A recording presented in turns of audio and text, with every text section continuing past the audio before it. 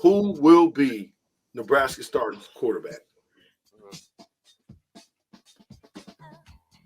Casey Thompson. I hope. Buck?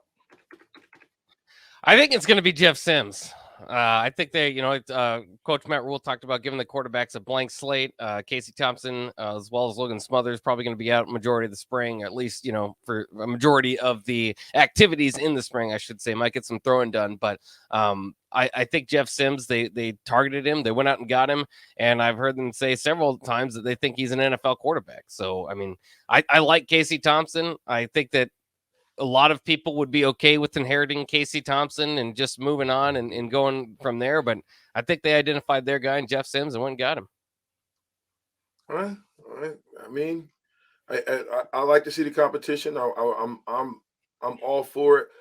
I think Casey Thompson is the starter right now, and it's his job to lose. I think both of them are coming off of injuries. You don't know who's going to look the best. I like Casey Thompson. I think he's a great game manager.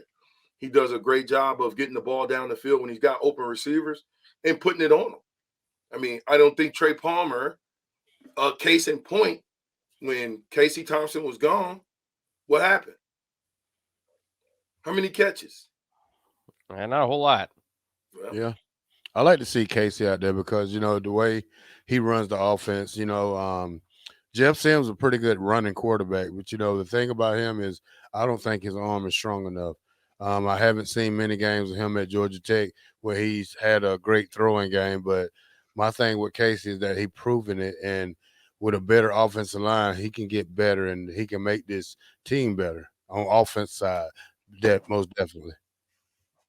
I like Casey. I do think that he was pretty turnover prone last year. And you can say that, partially because he was getting beat up. He was also obviously injury prone a little bit, but he's kind of got this thing, and maybe it is the injuries over the last couple of years, but whether it's at Texas or Nebraska, when he's on, he's exciting to watch, but he kind of goes through these up and down spurts where, he's going to have a quarter and a half where he's just not hitting. And whether that's, at Texas and coming into Nebraska last year, a lot of that was kind of thought, okay, maybe that was the thumb. Maybe it still is. Maybe that was a problem with Nebraska at times last season, but I think what you've got between both of them is two pretty turnover-prone quarterbacks. Like you said, Sims, I think they're going to like his ability to run a little bit more. Casey can, obviously, in emergency situations, but he's been pretty beat up by this point in his career. So I think that, again, I think Sims is kind of what a guy they identified to run their offense with the, maybe better legs. And I think they're going to probably roll with him, and he'll get a jump start on Casey as far as, kind of playing through the spring and getting those reps in, not just taking mental reps and learning the playbook on the sideline. So I really do think that Sims is going to be the starter come week one, but I don't think that's necessarily, I think whoever starts, they've got to look over their shoulder, because if they continue the turnovers at the pace that they have to this point in their career, that guy behind them is going to get a shot. Yeah, I mean, again, the slate is clean for everybody, and I think the best quarterback can play. I mean, when your job depends on that, I think you have to put the best in order to get the best results. So I look forward to seeing it. I'm mad that both those guys won't be participating in spring, right?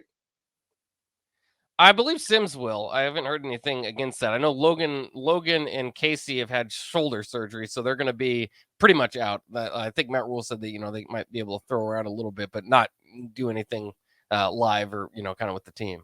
Who are the other guys? Who are the other guys that could emerge as a potential candidate for that starting spot? Because I think sometimes we overlook the youth, right?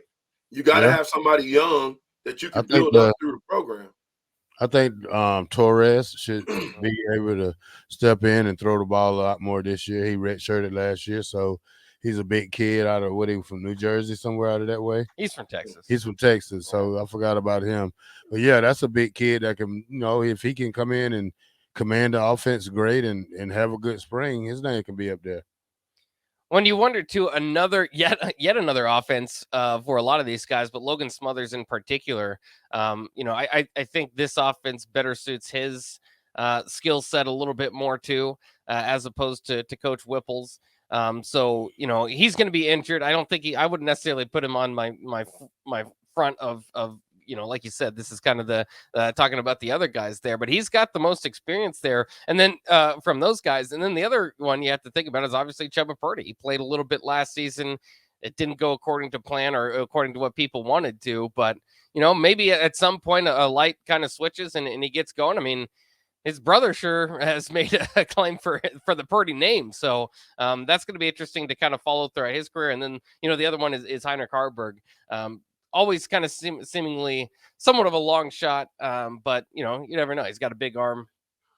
If I'm Heinrich Harburg, though, I mean, I've got two options. One, I can stay at Nebraska, try to compete for the spot. If it doesn't work out, maybe go to tight end, move my position. Or two, I can go to maybe a smaller school and, for the last 2 years, 3 years of his career, actually have a chance to go and help a team win some games. I mean, I get it. This is still rebuilding. I don't believe that Nebraska is going to win the Big Ten next year. If they do, more power to us. I think that's a great sign that we're headed in the right direction. But I think for Harburg, when I look at him, I really and truly think in my mind, like, he's such a great talent. Why not go use your talents? Yeah, he'll be a sophomore this season. So, maybe it's once you get to that halfway point in your career, maybe that will be when he decides. Obviously, a lot of guys have done it before, but I won't blame anybody. He's a home state kid. It's kind of a lost art or something you don't see. Maybe he sticks around and tries to eventually be the quarterback at Nebraska through his senior season. Maybe it never happens, but very rarely do you see a quarterback sit and graduate at a place. So I get what you're saying. I wouldn't exactly bet on that, but I'm not opposed to it either. Yeah, I mean, I'm not either. I hope that he stays just because I like the kid, but I'm just talking about him as a player. When you go and there's some people that wish they would have transferred so they could go and actually go play, right? And not just like watch everybody else. Because if you really look at it, the fact that we brought in Jeff Sims, right? You already brought in Casey Thompson. You've got two quarterbacks in front of them right now. Is it 2 or 3? Now you got Torres in the mix now. Mm-hmm. So where's that put him? And now, once we seal the deal on Riola, now what's that look like? Well, hopefully it's still the deal with Riola, but I mean, the other one we're getting Riola. Well, the other thing is Jarrett Sinek, the walk-on, seemingly had jumped Heinrich Harburg in the quarterback spot too. So I mean, if you're starting to get your spot taken by walk-ons, then you might start considering, because there is one thing where if you can help the team out and you stay and you graduate and all that, but you also don't want to be, I just wouldn't want it to turn into like, if you're getting jumped and leapfrogged by walk-ons that are being brought on, then people start to criticize your scholarship and all that. So I wouldn't want that to happen. Hopefully it doesn't happen. But certainly something interesting to kind of look at too there, because Jarrett Sinek raised his profile a little bit by jumping a scholarship player. Yeah. 6153 says, I agree with Terrell. I hope it's Casey, but I think it probably would be Sims. Rule couldn't stop talking about how awesome Sims is. So it seems like Casey is going to have to work to get out there. He's gonna have his work cut out for him. Listen, to me, again, when you have two quarterbacks that can play in the Big Ten, where you might get a guy that's been hurt, they might get hurt a game or two. It's always good to have a great backup that's willing and waiting to go in and show that he should be the starter. I think that's a great problem to have two quarterbacks that can get the job done, because you might need them at some point in the season, and they come in and save again. Let's just say this. Let's say Sims and Casey are the same guy, right? Different skill sets, but same type of talent. In those games when Casey got hurt, those are games that we win if you got a backup like a Sims. Mm-hmm. You win those games. So, I'm all for having more tools in the shed that will help you win games. Yeah, and it might not even be like, Jeff Sims is better than Casey Thompson. It might be a situation where, the defense doesn't have maybe, like one guy's going that day, one's not, but, the defense doesn't have an answer for Sims' legs that day, where another team will, and they'll have him bottled down. And then you go to Casey, who can sling the ball around the yard a little bit better. Maybe. I mean, we'll still have to see. Have to kind of watch Jeff Sims play a little bit more. But I guess my point there is kind of what you were saying is maybe there's not some significant big gap, but they bring different playing styles that might help. Now, I don't want a 2-quarterback system because I think that can get muddy the waters. But it could in spots help Nebraska out, and no doubt. I mean, Nebraska in dire need of a backup quarterback, and that's one thing again that maybe just gets overlooked because the Jeff Sims thing was quick, and it didn't take long for it to just kind of happen. He was on the team, but you got to give Matt Rule a lot of credit when we talk about identifying issues on a team. That was one that cost them plenty of games last year. Is you didn't have a quarterback ready behind Casey, and obviously Nebraska. I mean, maybe if Casey stays healthy, who knows what we're talking about, at this time. They could have won several of those games. Let's give away a square. Yeah, we got a few Who squares. who had more interceptions last year? Sims or Casey? And how many? Jackson? Yeah, the text line's open. 402-464-5685. I think we need to know that for a square. Now, if you already got a square, Bryce said Sims. Bryce got a square? Well, I don't know if Bryce has a square, but Sims did not have more interceptions. Last year. My point is, does Bryce have a square? I'm not sure. I don't have the squares in front of me. Rico's working with them. Do you have we got to get the squares in front of us, but do you have the exact numbers? I have Sims numbers in front of me. Remember, he was injured for part of the year. He ended up only with 5 touchdowns and 3 interceptions. I guess I was talking career. Well, that would be a different argument. Yeah, career. My bad. I probably should have put career in there. Radio Rico, career. I don't know the answer to it because I hadn't necessarily looked, but I think in career we'll see who's what in that category. Not that means anything because you're going to have a different offense. You're going to have a different everything, different coaches, different system, different calls, different checks. It's going to be different than what it was before. So, when you say the playing field is even, it's definitely even. Let me see who wins this square though. What's the count? You still winning? Black shirt, you got a question? Let me think. Dang, you must have worked all night last night. Hey, funny story. Terrell calls me about 6:30, 7 o'clock, scrambling and nervous, and oh my gosh, I woke up. I done slept the whole day away. He ran to work, and he's cleaning up, thinking to himself he's in some type of time warp. He's cleaning up at 7. All to figure out he had only slept for 3 hours. Yeah, I thought I slept 30 hours. That's what it felt like.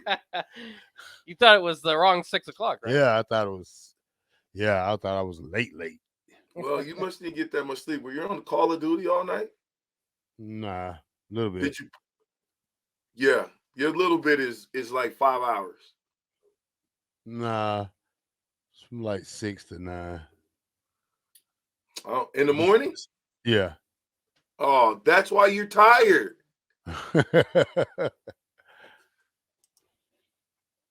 Does Bryce have a square? Because I think it's not. He said Sims was also hurt. Casey had more. He said Sims, but he tried to switch it to Casey, but it's too late. We're gonna see first. We got to have a lot of people answer that question. So just. Well, I think we should probably give the square out to 2 people, and it was just the first people to say each name because for the season, like you originally said, it was Casey that had more interceptions. For the career, it is Sims. What do you have the numbers? Yeah, Sims in his career has thrown 23 interceptions, and Casey has thrown 19. Perfect. That's where I wanted to go with that. So we'll give out 2. All right. First 2. Give Bryce his. And then let's give it to who was the next person that got that? Roadkill originally had it, I think. Roadkill originally had Casey. Okay. Roadkill, Bryce. You guys get a square. All right. Plenty of prizes to win, to choose from, to pick from, to win from. It's going to be a great time. Where are we going to be at? Buffalo Wings and Rings? That's right. Oak Street? It's Yeah. a party. You got to get there early because it fills up quick. So you better be there by like 4:30, 5 o'clock. What time's the game start? 6? 5:30. 5:30 game. You need to get there at 4:30. If not, it's going to be too many people, and it's going to be over. We ain't going to go past capacity. Running back. Who's starting running back? I've got to believe it'd be Anthony Grant, though he did fall off, later in the season. Again, with the new coaching staff, new looking, look at it.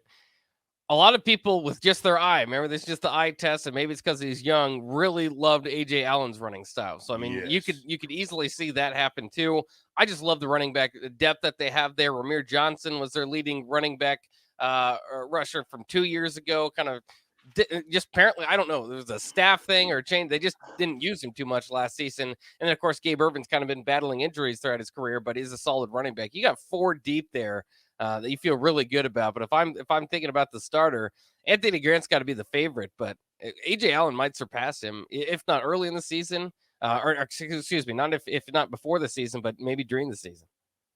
Yeah, I think AJ Allen's got he's probably in a league of his own with probably just his ability to come out the backfield because he had some good runs last year as a true freshman. Gabe Irvin, he's up there. I think they all look great, like Bach said, but I think AJ stands out better than any chance, just from what the glimpse he gave us last year. I mean, Anthony Grant should be able to go into spring starting, but I think with a good spring and a good showing, AJ might can beat him out. But who's to say? I don't know about that one, fellas. I'm still riding with Grant, bro. I'm on the Grant ship with great running back with a coach. He's got a running backs coach now. It's gonna coach him up. I think Grant's gonna do. He's gonna be the first back in a while to run over 1,000 yards for us. Almost was last year, huh? Said almost was last year, and then just hit a brick wall. Seemingly. Well, yeah, but sometimes that's happening. Your coach got to get you out of that brick wall. He's got to figure a way to get you out. You know how I always get my starters out of a brick wall? Put them on the bench. You sit them down long enough, guess what? When they go back in the game, they're a completely different player. We are smashing on, man. The fastest 2 hours in radio. The black shirt, Bob, the captain. We'll be right back.